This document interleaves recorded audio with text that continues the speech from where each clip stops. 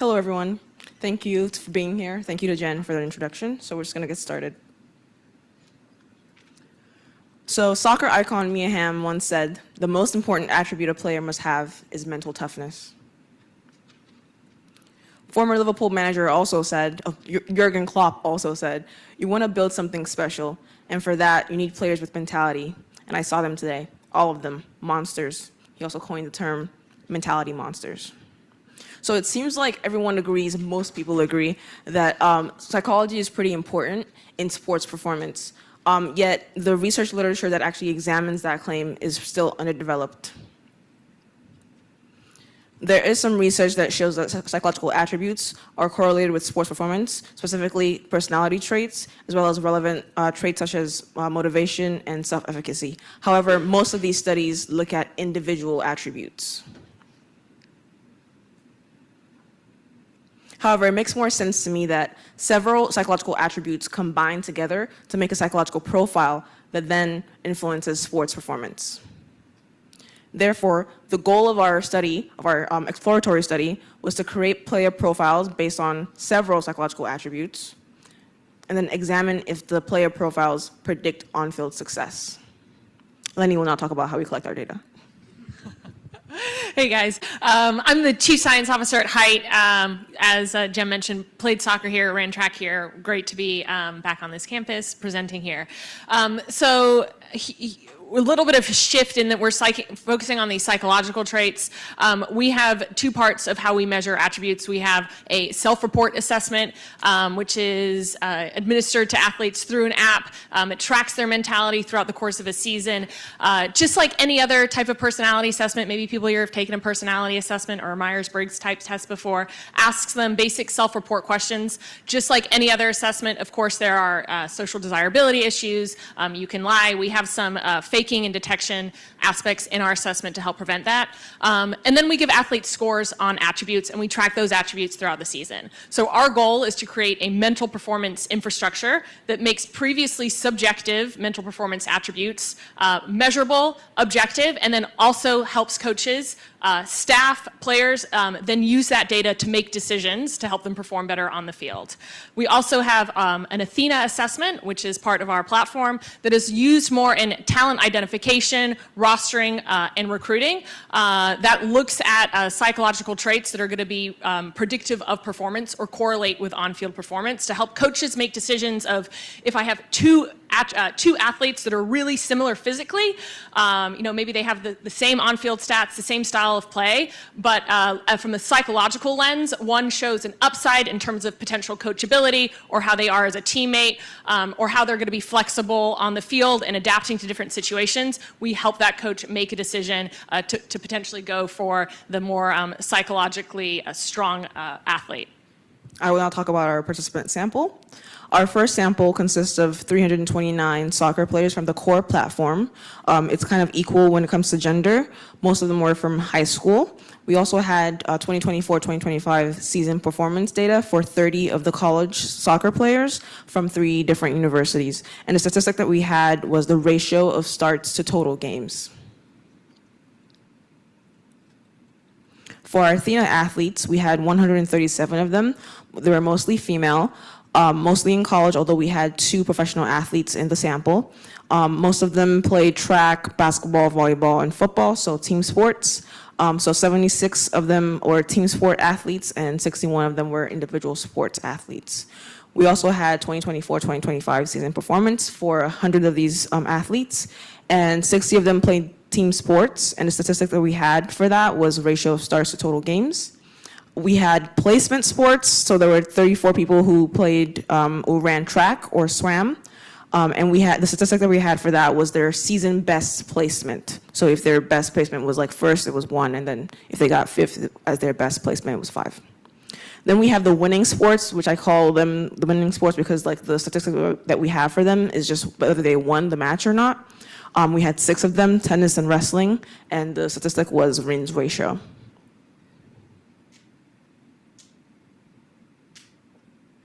For the core psychological assessment, it consisted of 113 questions measuring 15 attributes on a scale of 1 strongly disagree to 5 strongly agree. Some example attributes that we have are composure, confidence, and competitiveness. An example question for composure would be something like, I tend to panic when the stakes are high. Confidence, I know what I need to do to get ready to compete. And competitiveness, the desire to compete comes from deep within me.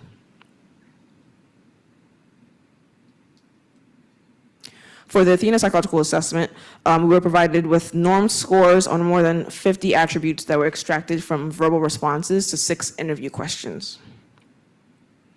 Some example interview questions include, describe what effective leadership looks like to you. Another one is, describe how you manage adversity with setbacks that happen during competition. And some of the attributes that we get from their responses include personality, so like the big 5, achievement drive, and analytical thinking, among others.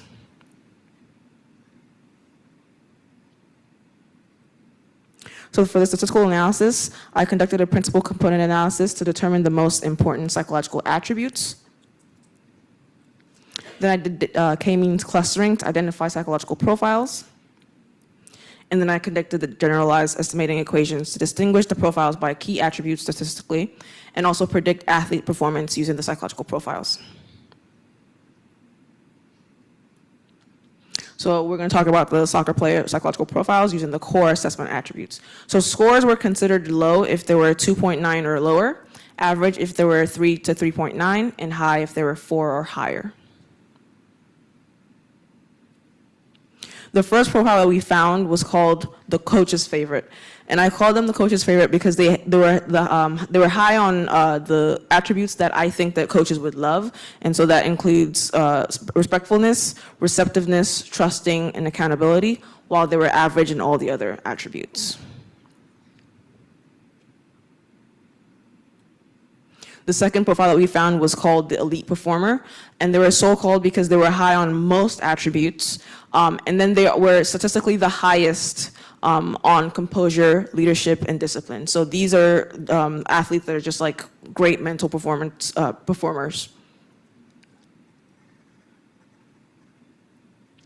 And then the last profile that we found was called the role player.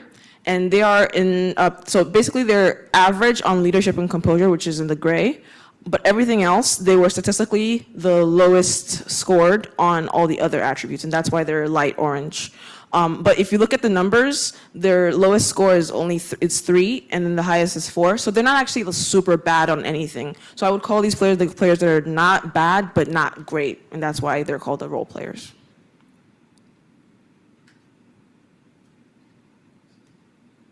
So which profile has more success among college soccer players, of which we had 30 soccer players? So our GE model showed that compared to the coach's favorite, the elite performers and the role players had a higher ratio of starts to total games, controlling for gender.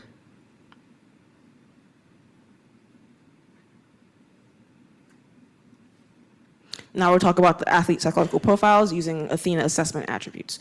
So scores on these attributes were considered low if they were 44 or lower, average if they were 45 to 55, and high if they were 56 or above. The first profile that we found was called the instinctive team player. And they were so called because they were high on present focused, they were high on impulsivity, and low on cautiousness. And so they were very much instinctive, but they were also team players in that they were super high on empatheticness, humility, and agreeableness. Also, they were low on the attributes that you would expect athletes to be high on, such as ambition, achievement drive, and need for challenge.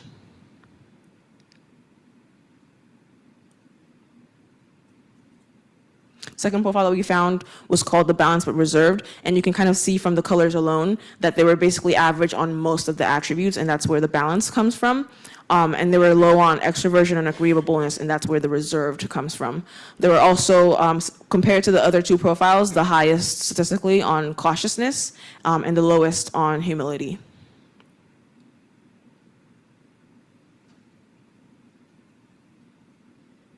The third and final profile that we found was the high achieving leader. And again, you can kind of tell from the colors alone that these are the athletes that have the attributes that you want in athletes, especially leaders on your team. And so these are the athletes that are high on conscientiousness, extroversion, achievement drive, assertiveness, ambition. And they're low on the things that you'd want your athletes to kind of be low on, so such as stress proneness, neuroticism, and needs for structure. And this profile also had statistically highest on detail orientedness, as well as present. They were the lowest statistically compared to the other two profiles on present focused.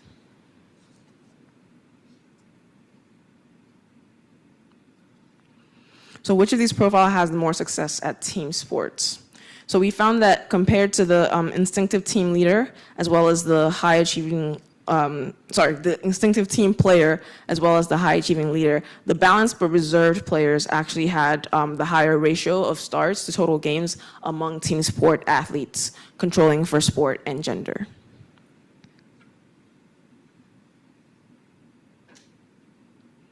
However, for replacement sport, we found that compared to the balanced but reserved player athletes, the high achieving leader had a better season placement, which is lower because first is better than fifth in track and swim, controlling for both sport and gender.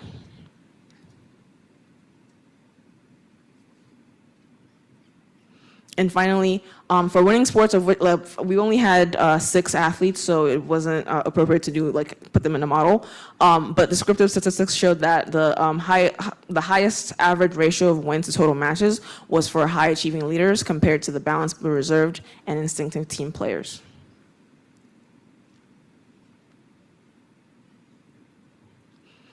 So in conclusion, athlete mental and physical performance may be better understood with psychological profiles as opposed to just individual attributes. Also, the athletes considered mentality monsters may depend on the type of sport. So for team sports, you might want mostly balanced but reserved players or role players. But for individual sports, you might want the high achieving leaders or the elite performers.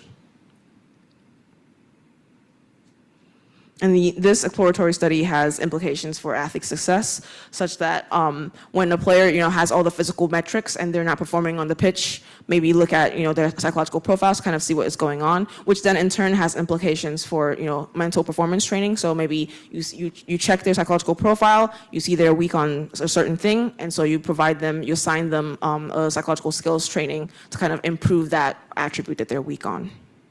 This also has implications for team building. So maybe you have mostly high achieving leaders on your team, but maybe you actually want your team you have a team sport, and so you might want balanced but reserved players. Or maybe you have mostly balanced but reserved players, but you want that one special player, and so you're maybe looking for a high achieving leader or an elite performer.